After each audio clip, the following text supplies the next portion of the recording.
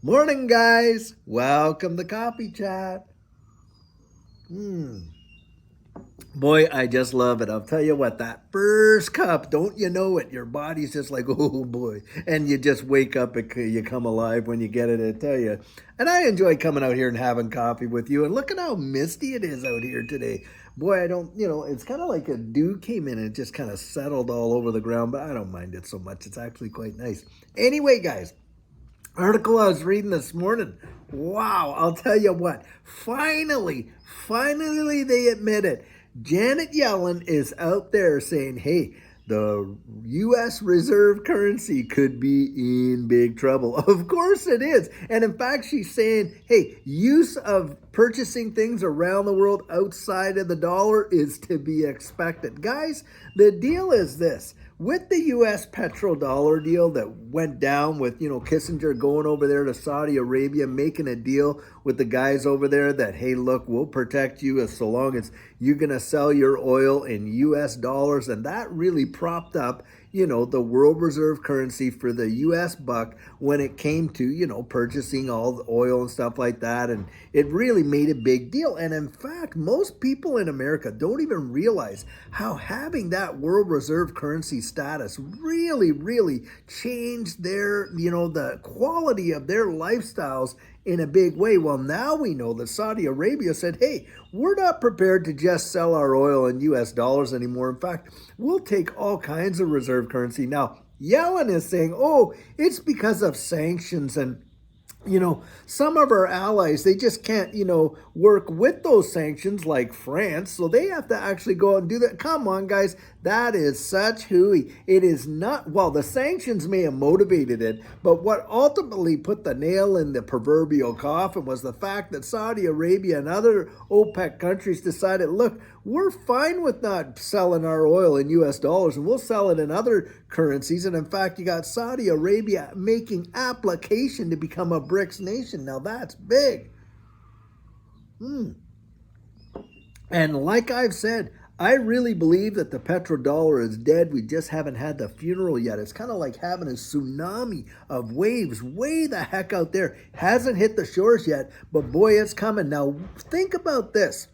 Demand for the U.S. dollar, when the U.S. dollar really held strongly that world reserve currency status, more demand for U.S. dollars was outside the country than, of course, inside the country. In fact, one wild statistic that you don't really hear that often is that there are more $100 U.S. bills in Russia than there are in the United States. That is an absolute fact. And what do you think is going to happen when people really don't want to transact in the US dollar anymore? It loses its, nice golden sheen. Well, I'll tell you what, all that money is coming back. And when it does come back, what do you think is going to happen here at home? You want to see inflation? You think inflation is bad now? I'm telling you. And in this article, it's talking about how the dollar is being devalued and it is literally diving like crazy right now. And when you think about that, guys, hey, what happens when we see the DXY take a little bit of a tumble there and go down? Well, yep, you guessed it. We see big moves up in equities and in commodities and, of course, in this digital asset space. Every single bull run that we have seen in a major way in this digital asset space has a reverse correlation to the DXY. When the DXY, the dollar index, is dropping, boy, I'll tell you what, that's when you're going to start to look for big moves in this space. It has happened every single time. Boy. But guys, come on. You can't raise the debt ceiling.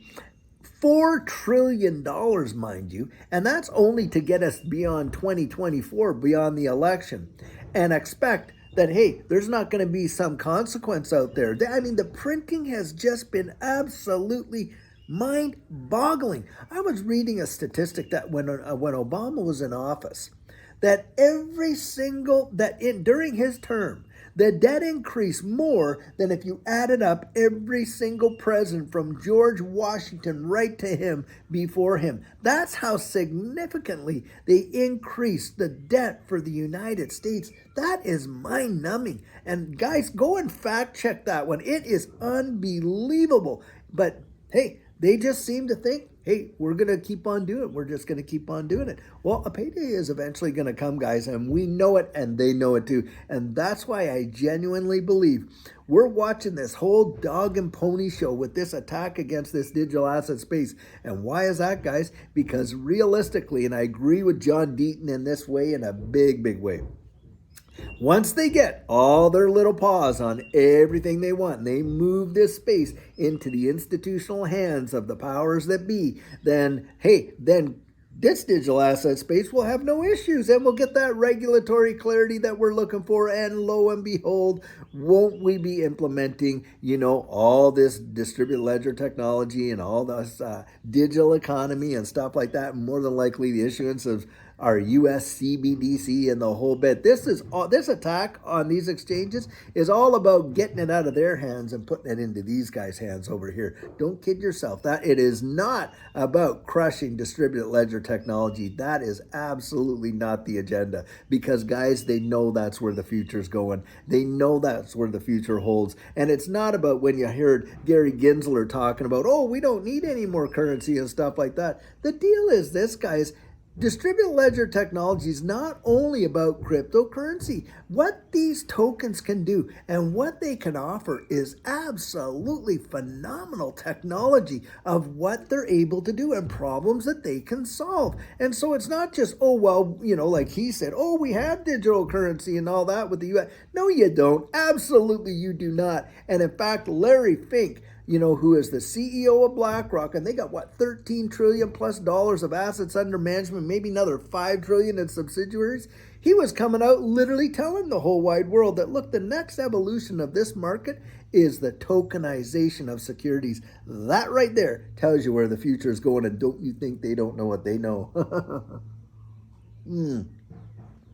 But guys, they want us to be lulled into this kind of delusional sleep that they try to put down on us. And it happens every single market cycle, guaranteed. And they just play the same music, with a little bit of a different tune. But basically, the end result is the same. What they're hoping to achieve is to dumb us down while they literally pillage the whole system. That's how I perceive it. That's how I view it. And guys, that's where we got to put our thinking caps on, and we have to be very strategic. And you go out there, research it for yourself. Don't let somebody else feed you a narrative. Don't be so, don't let yourself be spoon-fed. You cut your own meat and you figure it out, because I'm telling you what, these guys that are pretending to be there to, take care of you and all this kind of stuff, they're not there to take care of you. They're there to control you. Universal basic income and all this other stuff that they want to come down the pike is not a good idea for you and me. Believe that, I'll tell you what. Well, anyway, guys, it is hump day, and I sure hope you've been having a fantastic week thus far, and the rest of your week's going to be fantastic. And until later on, when we have an amazing video to release to you, I sure hope you have a good one, and take care.